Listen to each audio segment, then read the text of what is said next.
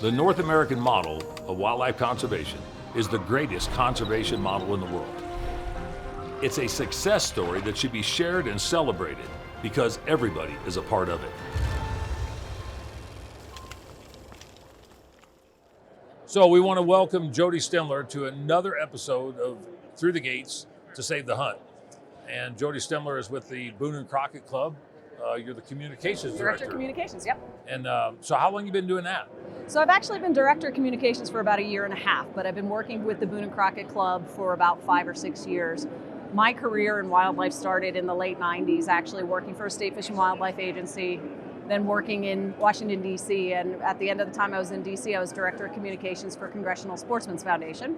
And then we moved out here to Colorado and I started working on my own, but I've been working for groups like the Rocky Mountain Elk Foundation and Pheasants Forever and CSF, Mule Deer Foundation, Boone and Crockett, all on communications, media relations, telling our story. Well, your story has been expansive. The history of the Boone and Crockett.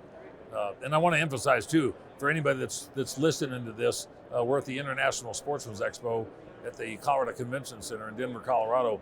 That's the background noise, and you see the people walking behind us, but we're trying to turn around and give a little bit of a live update of what's going on. We came here to celebrate the success of Prop 127 and see you for that. So we just got done doing a presentation to the crowd, and we appreciate your attendance.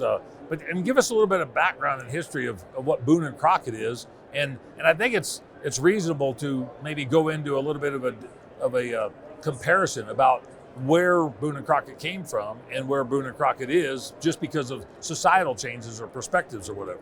Yeah, so the Boone and Crockett Club is actually the oldest conservation organization in North America. We were founded in 1887 by Theodore Roosevelt. Basically, he went out to the Dakotas, saw the devastation of bison and other wildlife species, and he, on his train trip home, wired ahead to his colleagues, George Bergnell and a couple of other folks, and said, we need to sit down and we need to do something about this. And from that, they formed the Boone and Crockett Club. And the club and members have been involved on the policy efforts to work on conservation and natural resource management since that time. Founding of the National Park Service, founding of the National Forest Service. Gifford Pinchot was one of our members. The Lacey Act, John F. Lacey was a member of the Boone and Crockett Club. So these were a group of influential individuals who were able to make a difference largely in the policy arena to make a difference for wildlife and wild places. And they've been doing that successfully and continuously from 1887 on up through. We were involved through the Pittman-Robertson, Dingell-Johnson Acts, the Wildlife and Sport Fish Restoration. And now, more recently, we helped form the American Wildlife Conservation Partners. We worked on the Great American Outdoors Act. So we continue to work on forest policy, scientific wildlife management, issues that are important to sportsmen and women to be able to continue to get out and hunt and to maintain adequate wildlife populations, sustainable wildlife populations so we can continue to hunt and fish. The other thing that we do that we're well known for is fair chase hunting ethics. It's a really important part of our foundation. A lot of people know about the old Theodore Roosevelt bear hunt where they tied up a bear and he refused to hunt. But fair chase was actually mentioned in the very articles of incorporation of the Boone and Crockett Club in 1887. The concept of giving animals the opportunity as equal opportunity as the hunter, to try to make it a fair chase, an ethical pursuit of wildlife. We continue to work on those types of issues and continue to try to bring hunters up into a state of personal ethics while they're out in the field at a point in time where nobody knows exactly what you do, but having that code of personal ethics helps to elevate all of us as sportsmen and women. It's a broad subject, isn't it? It is. It's a tough subject. Well, and when you get into conversations about and what we're dealing with here in Colorado today, but not just in Colorado, it's not just in the boundaries of the Centennial State, it's nationwide. Yes. Trophy hunting, fair chase, things change as you go over time. Some of that is because of technology, some of it is because of management, some of it is because of state laws, rules, and regulations. Right. Some of it might be interpretation. I mean, because you mentioned the fair chase, without getting too deep into the weeds, but when you get into things like what we just did on Prop 127, the fair chase component came up and up and up and over and over. and because of the utilization of hounds and the utilization of GPS collars and tracking devices on the dogs. Right. I mean, is that something that is up for discussion and interpretation as time goes on, just like an adaptation of the North American model? It is, so I want to step back a little bit because the other area that most people know the Boone Crockett Club for is our records program, which is the original measuring system for antlers and skulls. And the foundation of that was not to celebrate a record, it was to record what was thought to be the last of the big game species. And so the concept of having mature male specimens on the landscape shows that you've got good habitat health, that you've done a good job with conservation, that there's an opportunity. So measuring for a trophy then becomes a sign that you've done a good job of managing those wildlife species. So the club is very involved in the concept of ethical hunting and understanding that the selective harvest of mature male animals is something that we all strive for. We work harder for. We go deeper into the backcountry for. It's a much bigger challenge. Moving that into ethics and our position statements, we have a series of position statements on anything from trophy hunting to baiting to fair chase ethics. It's something that we're constantly looking at. We update those position statements. We are in the process of looking at a number of them right now. And yes, you do have to adapt to the times because there's a difference in the way the general public understands these issues. But back in the early 1900s, trophies, mounts in the National Collection of Heads and Horns is what galvanized this country around conservation. There was a big exhibit at the New York Zoological, what is now the Bronx Zoo, to show how these it's in memory of the vanishing big game of the world because we thought they were going away.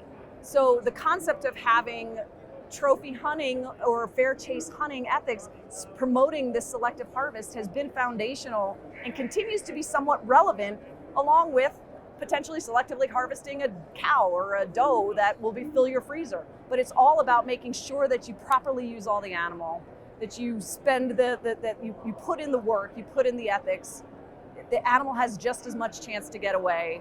We're dealing with technology and hunting right now. It's an issue that we all deal with. I mean, the technology in the hunting industry is changing constantly. Well, look at us with cell phones. I mean, we turn around and utilize cell phones with the apps of hunting, and people can communicate back and forth, not even by electronic communication, except for just knowing somebody's GPS location on the phone because you can track each other. I mean, those are things, waypoints, and how to define where somebody's been or where they're at. Are they in the right spot?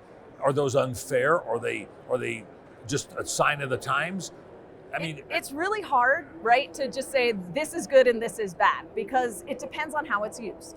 So there's constantly got to be a dialogue and understanding and working with the industry and working with hunters to one of the things that we talk about a lot is stretch the stalk and not the shot. How do we encourage people to continue to give the animals as much of an opportunity to get away, to keep that natural predator prey? But it's changing all the time. And we do have to understand that we in the industry also have to recognize that things are very different. That I actually read recently, Aldo Leopold in Sound County Almanac was dealing with technology in late 1930s, early 1940s. The difference in clothing, the ability to stay out longer, the ability to drive deeper in, the ability to take shots. Scopes were new at that time. So it's something we have always, as hunters, as conservationists, struggled with. And it's something we need to all kind of do. But the most important thing is that personal ethic. And right. I think carrying that forward and making sure that young hunters and people who are getting involved and understanding conservation, understand what our history is for wildlife conservation and hunting, understand what their obligation is to the wildlife and the wild places and the places that they're going out there, that people get involved and stay active. So becoming a member of the Boone Crockett Club or Rocky Mountain Elk Foundation or all of these other partnerships, working on Prop 127 like we did with you, these are really important for all people who care about the outdoors to get involved with. And it's a constant education process. It's motivation to educate, to be able to hopefully not litigate, but still mitigate.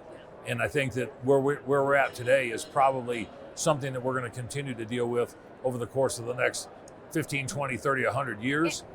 Reality is these issues they're going to change, they're going to adapt, but they're not going away. So we all have to try to elevate ourselves, elevate conservation, elevate the understanding and connection to that natural world in the pursuit that we all enjoy, and have the conversations and be honest about them. And then also trying to, again, we have a relatively new fair chase and hunting ethics module, an online module, which people can go through a course similar to their hunter ed class that helps to present some of these scenarios and some of these thought processes so people can try to understand that it is gray, right. But it is important for all of us. If we can have that core of that ethic, we can much more easily continue to validate the pursuit, our time in the field, the hunting tradition that we have that is so well, deep. and you talk about tradition, and we're going to have a brief conversation with your daughter, Sophie.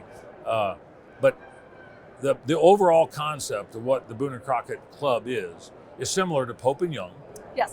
And so you got the archery side on one side, the rifle side on the other side, in theory. Well, we are any Yeah. pursuit. And in fact, actually, this is important. It could be a picked up animal. So that's Right. another important thing Exactly. to say. It is not about the Could be success of roadkill. the hunter. Yeah. It could be a winter kill. Yep. And in fact, the world record sheep, it was a dead head found on in Flathead Lake. So, Exactly. but again, that's still showing, that's data.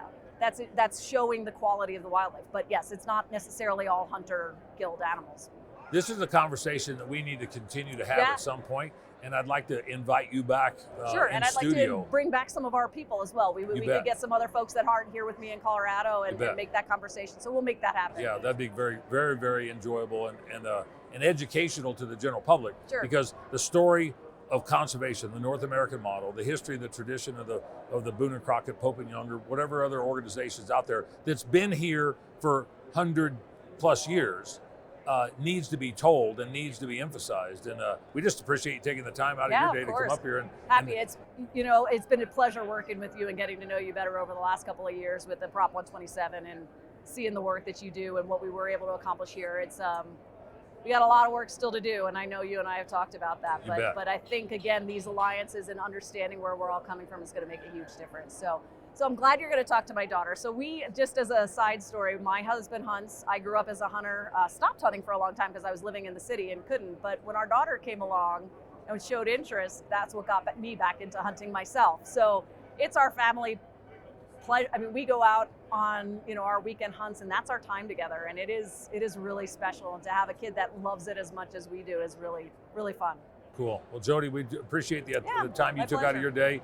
Jodi Stemler with the Director of Communications for the Boone and Crockett Club. Yeah, thank you. Thank you very much. Appreciate it. Yeah. If you've ever wanted to experience the outdoors, you need to experience Davis Tent. Davis Tent's been building the best quality canvas tents for over 50 years.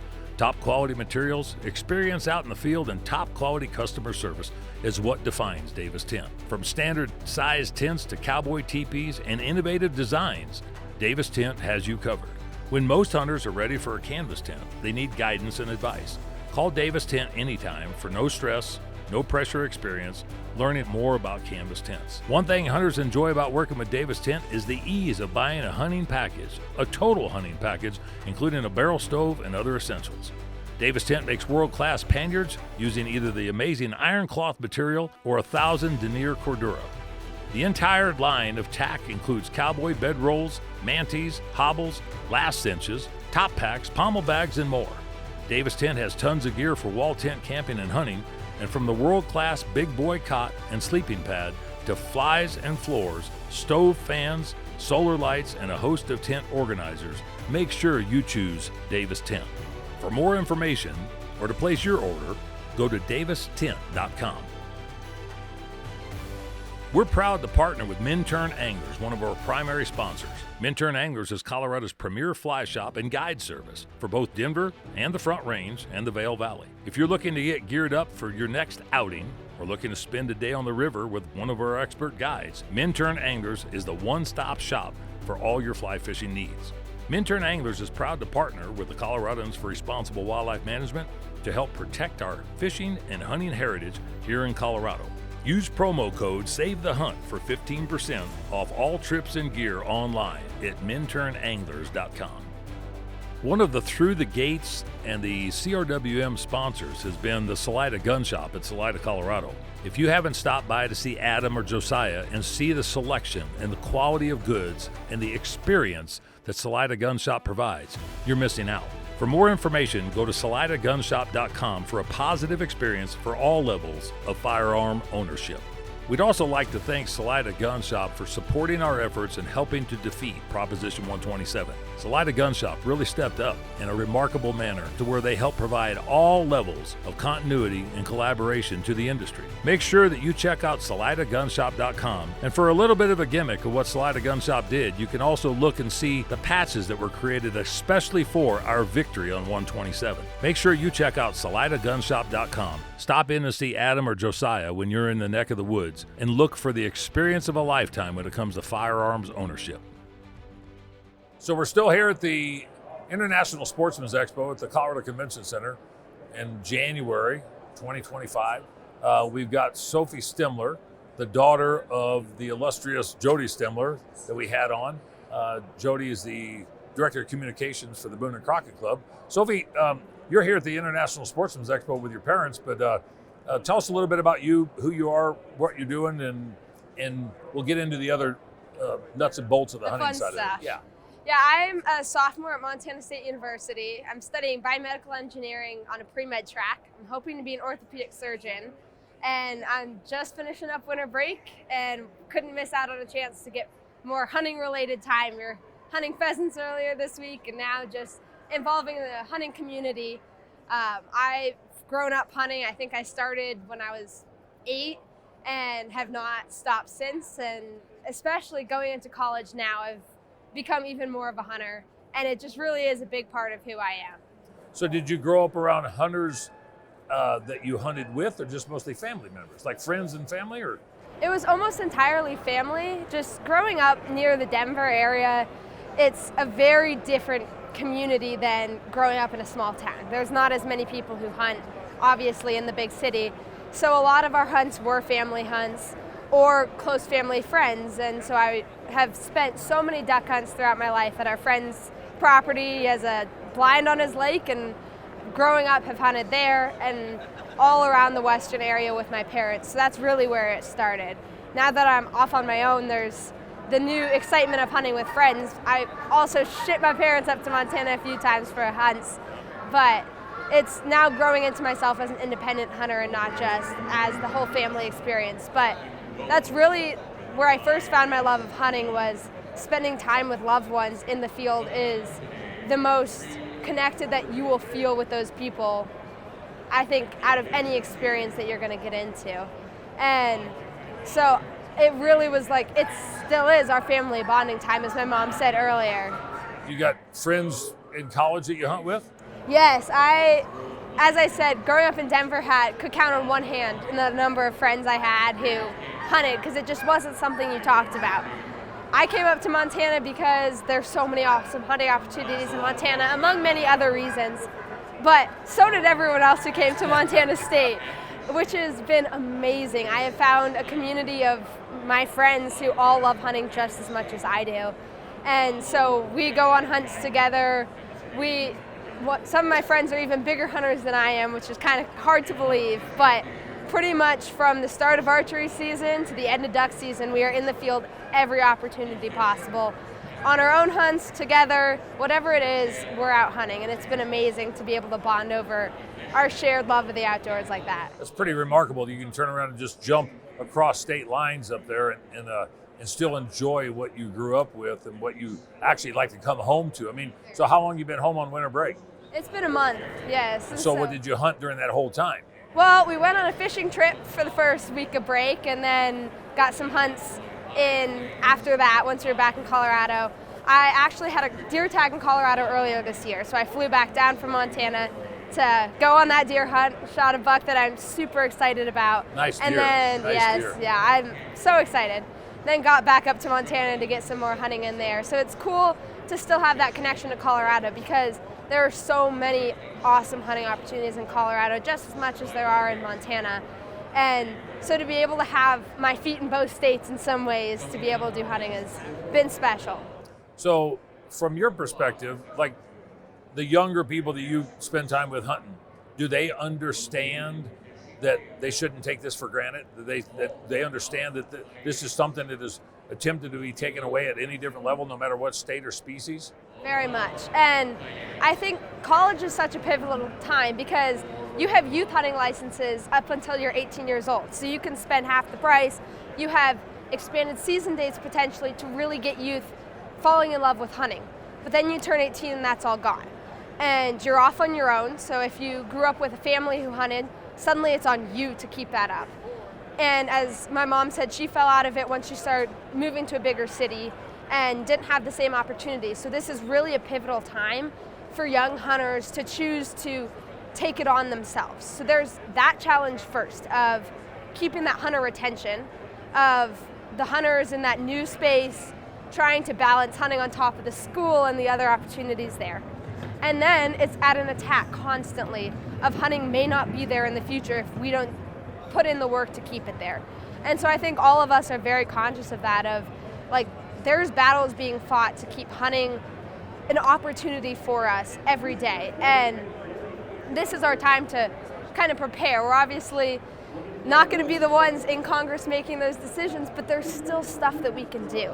And getting involved in Colorado's for Responsible Wildlife Management or the University Congressional Sportsmen's Foundation or Backcountry Hunters and Anglers clubs, there's opportunities to get engaged and make your voice heard in the community. And I think all of us students are recognizing that we need to put up that fight in order to keep doing what we love. So you saw a lot of stuff that we did on Prop 127 as far as messaging. You saw it, from your perspective, younger woman, hunter, in college for something I can't even say that you were going to college for. Do you think that we messaged appropriately? I know we won the election, but did we, at any time when you saw stuff come out, did we put stuff out there you said, what the heck is that? I don't understand that. Why they should be saying this because you're part of the target audience. Yeah. And growing up in a family where both my parents have worked in the wildlife industry, I've heard it my whole life. I know the story, I know the background, I know the research. Both of them are scientists and know the backing behind why we were fighting against Prop 127. But then I watched some of those ads and I realized people don't know that, and this is teaching them. I really felt that it was a great form of branding to be able to say, here's what you need to know, that what the argument that they're pressing right now is so outrageous in that it's not letting the people who actually know this stuff, the scientists who've spent the time working their whole lives to maintain the wildlife that we love, are trying to make decisions that is like, it needs to be in the form of the scientists, and it was really addressed well. And then I remember actually filling out my first presidential election ballot, seeing Prop 127, and obviously I had watched all the ads, I'd known about it, I knew I was voting no on Prop 127, but then I read the explanations in the Blue Book. And I remember turning to my dad and going, it looks like one was written by an expert and one was written by just a petty, like, not knowledgeable audience. Like, it just wasn't a well-reasoned argument. Yeah. And I read that and I went, how could anyone vote yes on this?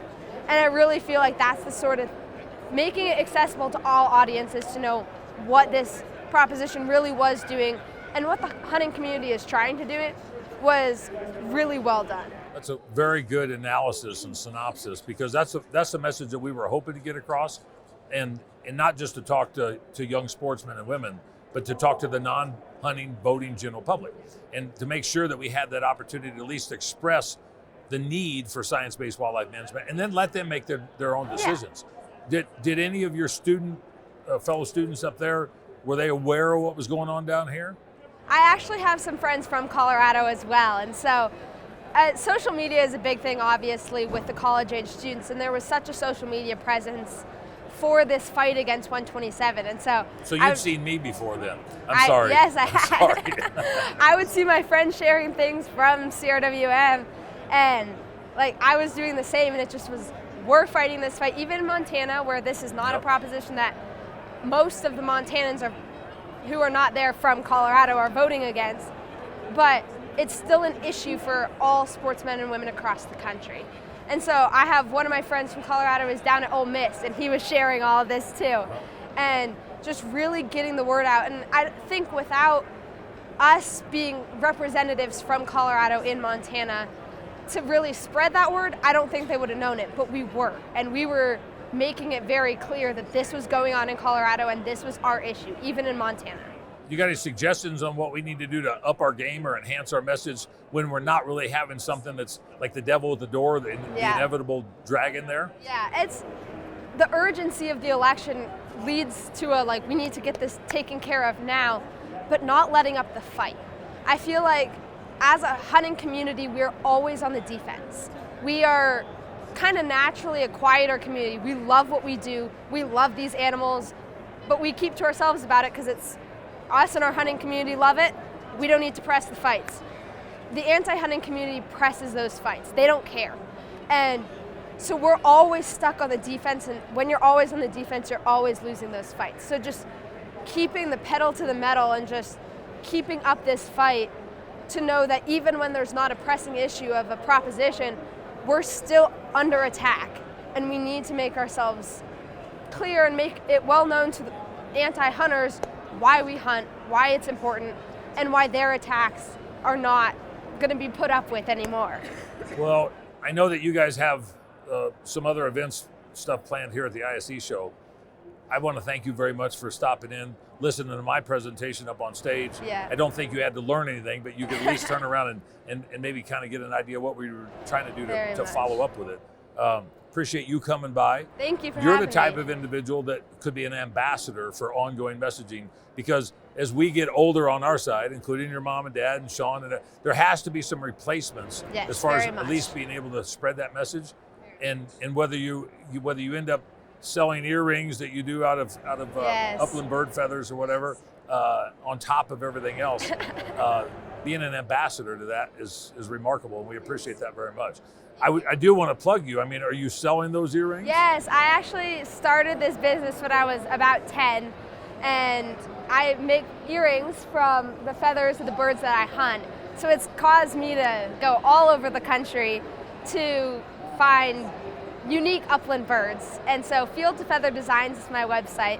I've actually kept it up since I'm in college, and it's been a great way to use all of the birds. Like, we get delicious upland game meat, but the feathers are so beautiful and usually just get thrown out when we pluck the bird.